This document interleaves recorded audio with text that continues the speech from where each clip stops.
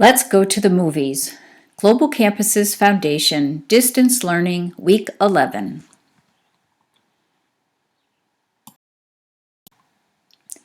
"1870, the beginning of moving images." The story of the movies begins in the 1870s with Edward Muybridge. He met a man named Leland Stanford who wanted to know the answer to this question. Are all four of a horse's feet in the air during a gallop? Leland asked Muybridge to settle the debate once and for all. 12 cameras were set along the edge of a racetrack.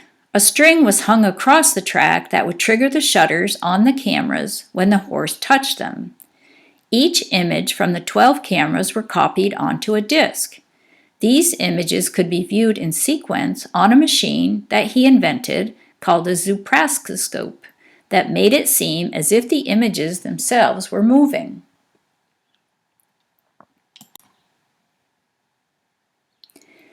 More improvements. The very next year, Thomas Edison, inventor of the light bulb, created a kinetoscope that allowed you to see more than just 12 images in a row. Several years later, two French brothers, Auguste and Louis Lumière, invented a combination camera and projector called a cinematograph. The first films were silent and only in black and white. Eventually, color and sound were added. The first color film with sound was a French movie called Cyrano de Bergerac. In the bottom picture, you can see a clip from that movie. So now you know, when you're watching a movie, what you are seeing is many photographs, one after the other. What can we learn from our favorite movies? What are some of your favorite movies? Are they based on real events, or are they fiction or imaginary? Many of the movies we love are fiction. They are not based on real events. Other movies contain some truth and some legend. Movies can teach us about history, nature, what life is like in other parts of the world, and even some life lessons.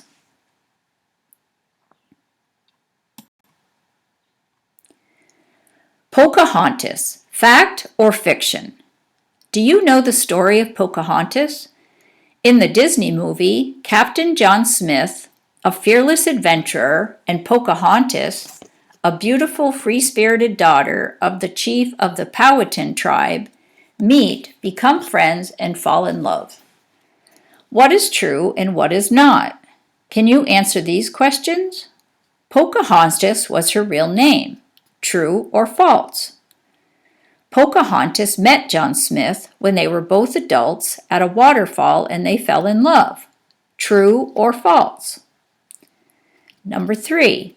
Pocahontas saved John Smith's life. True or false? Pocahontas in real life. Here are some photographs of the real Pocahontas and John Smith. They don't look like anything in the movie. The answer to the first question about Pocahontas' name was false. Her real name is Amunut. Her private name was Mataoka, which means flower between two streams. Her nickname, Pocahontas, means playful one. The question to number 2 was also false. Pocahontas met John Smith when she was about 11. He was 28. Smith and English colonists stayed nearby on Jamestown Island. In 1607, Smith was captured by Pocahontas' uncle. Question number 3, is it false? There's some dispute. According to oral history, Wahun Seneca, Pocahontas' father, grew to like Smith and offered him the position of werewance, or leader of the colonists. John Smith wrote that Pocahontas saved his life during the ceremony, making him a werewance. But according to some documents, there would be no reason to kill a man chosen to receive an honor by the chief. Also, children were not allowed to attend any sort of religious ceremony, similar to the werewance ceremony. The movie Jaws. You're gonna need a bigger boat. Jaws is loosely based on shark attacks in 1916 on the Jersey Shore. It was the first movie to be called a blockbuster, for the lines to get into the movie stretched or busted beyond city blocks. Why do you think the film was so popular? Listen to the theme music. Does it add excitement to the movie? Why?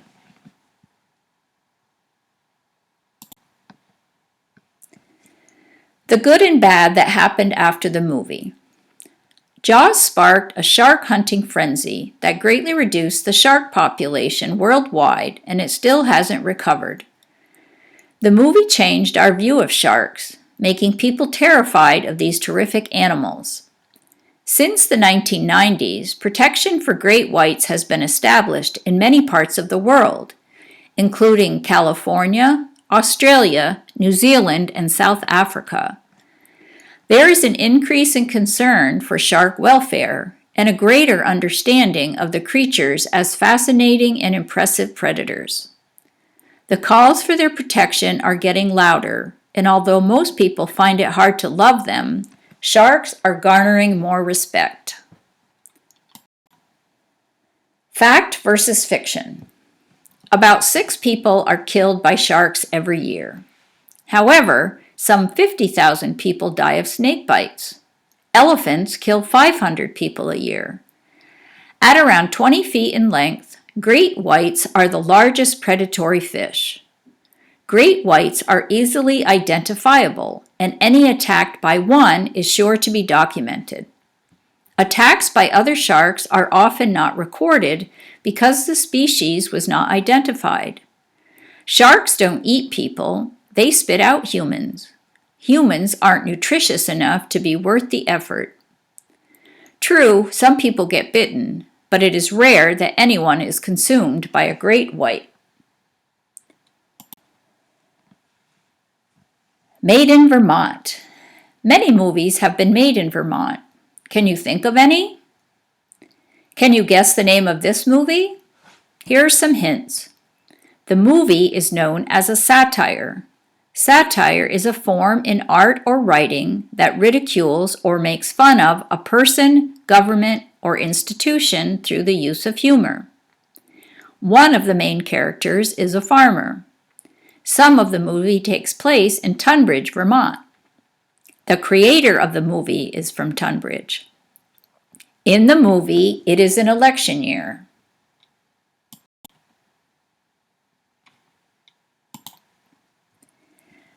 And the movie is Man with a Plan.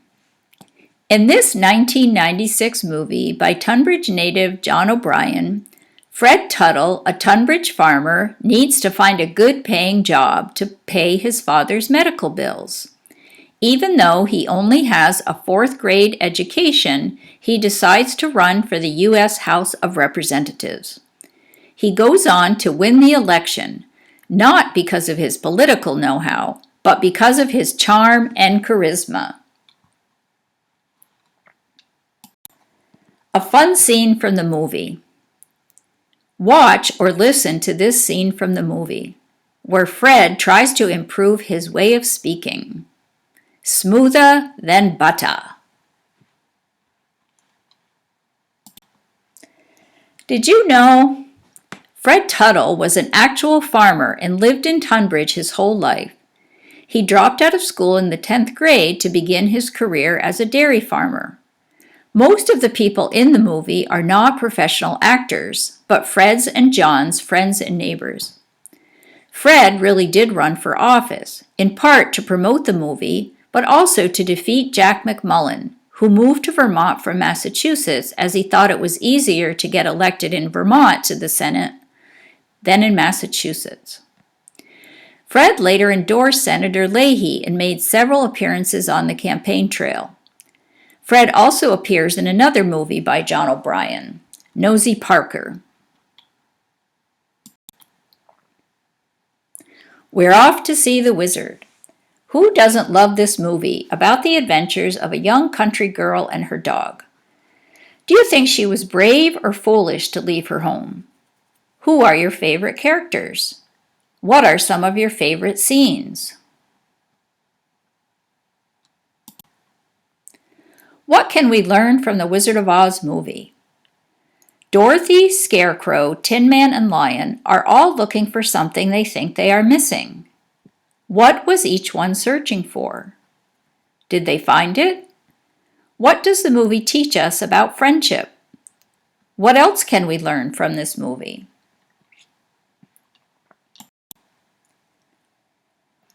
Wizard of Oz Fun Facts.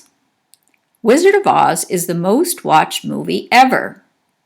Judy Garland was 16 years old when she filmed The Wizard of Oz, but she was made to wear a corset and asked to lose 12 pounds so she would look more childlike. That was not oil in the Tin Man's oil can, but chocolate syrup. The Cowardly Lion's costume was made of real lion skin and torn up brown paper bag for his face. His costume weighed 100 pounds.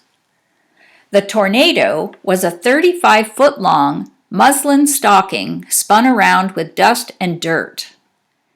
The Over the Rainbow song was almost cut from the film as it was thought to be too long. Luckily, it was left in. Trivia. Let's test your movie knowledge. Question 1. Clint Eastwood gave us the immortal line, "Go ahead, make my day," in what film? A. Dirty Harry, B. Magnum Force, C. Sudden Impact, or D. Tightrope? The answer? A. Dirty Harry. Number 2. Julie Andrews won the Academy Award for Best Actress in what film? A. Mary Poppins, B. The Sound of Music, C. Victor Victoria. The answer? A. Mary Poppins. Number 3. In the movie Who Framed Roger Rabbit, which pair of similar characters perform a piano duet? A. Bambi and Bullwinkle, B. Donald Duck and Daffy Duck, C. Garfield and Sylvester, D. Speedy Gonzales and Minnie Mouse. The answer? B. Donald Duck and Daffy Duck. Number 4. In the 2000 movie Castaway, who or what was Tom Hanks' character's only friend Wilson? A. Monkey, B. Volleyball, C. A coconut, or D. A soccer ball? The answer? B. A volleyball. Global Campus Staff Movie Favorites. We hope you enjoyed this lesson about movies. Here are some of the top movie picks from Global Campus staff. Grab some popcorn, watch one of these, and post your reviews on our Facebook Learning group. And let us know your favorites. Here's our list. The Godfather, The Departed, Inception, The Dark Knight, Schindler's List, Clue, The Birdcage, 27 Dresses, Bohemian Rhapsody, Full Metal Jacket, Pitch Perfect, Eternal Sunshine of the Spotless Mind, Mrs. Doubtfire, E.T., Saving Grace, Tommy Boy, The Hot Chick, The Graduate, The Shining, Love Actually, and Bridesmaids.